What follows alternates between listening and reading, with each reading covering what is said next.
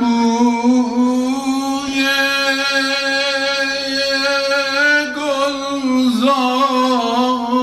گلزارت منم بوی عطر گلزارت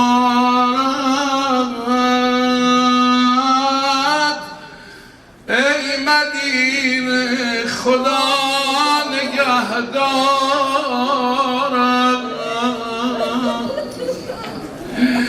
ای بهشت فاطمه خدا خانه فاطمه خدا حافظ آخرین دقایق حضور در مدینه یه اولین سفرشون بود اومدن مدینه یه دمونم چه بخوای چه نخوای آخرین سفرمونه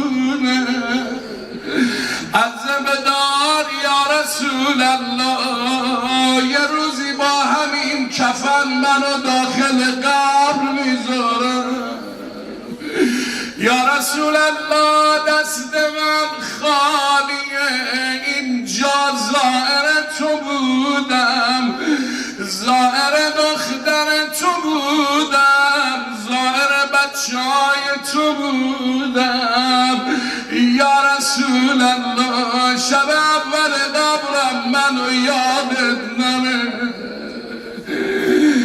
آی من که کوتاه شد دگر دستم داغدار غم علی هستم نخل‌های مدینه گریه کنید یاد آن زخم سینه گریه کنید یا زهرا بگو بیبی جان دخت خیر البشر خدا حافظ زخم گل میخه در خدا حافظ لاله های بهشت پاک بقی دست گلهای زیر خاک بقی چار قبر قریب چار امام بر شما تا ابد سلام سلام همسر با وفای خیر الناس مادر داغ دیده عباس اونایی که قبلا اومدن یادشونه میذاشتن خانوما برن پشت پنجره زیارت ام البنین رو بخونن اما الان دیگه اجازه نمیدن با شما انس داشتم اینجا دل خود را گذاشتم اینجا با شمایم همه خدا حافظ یه خدا حافظی مونده آی حاجت دارا محسن فاطمه خدا حافظ نمیدونم علی کجا خاکت کرد اما تو داری میری شاید دیگه بر نگردی به این سفر لذا بگو حجت ابن الحسن گل زهرا ما که رفتیم التماس دعا آقا مدینه ما رو یاد کن ابن الحسن با خبر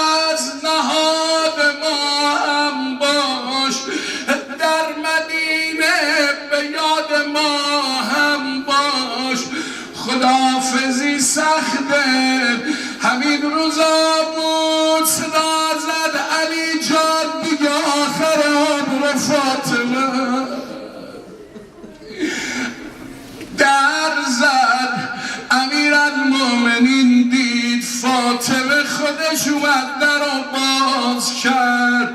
فرمود خانومم مثل این که امروز بهبود حاصل کردیم. یه جمله ای فرمود صدیقه طاهره اول مرد عالم زانوهاش خم شد. صدا زد علی دیگه حلالم کن. به به به به به به. این ساعات و لحظات رو دارن همه ملائکه فیلم برداری میکنن.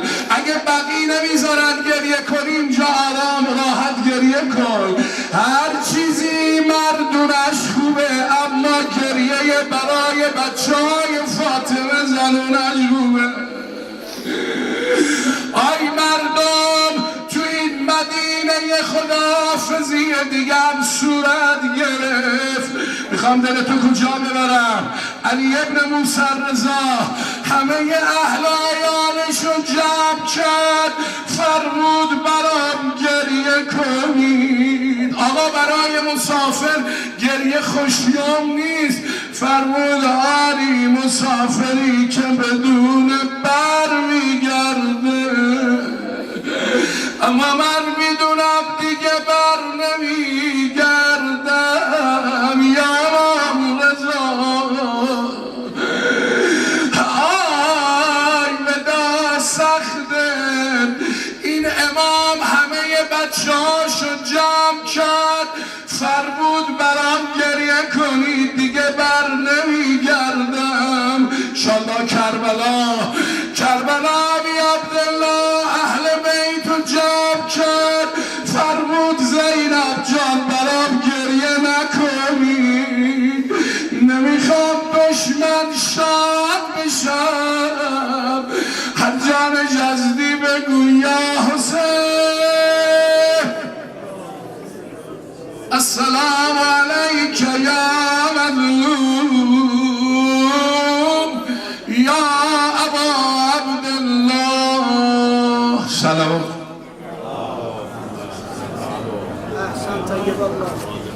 بسم الله الرحمن الرحیم.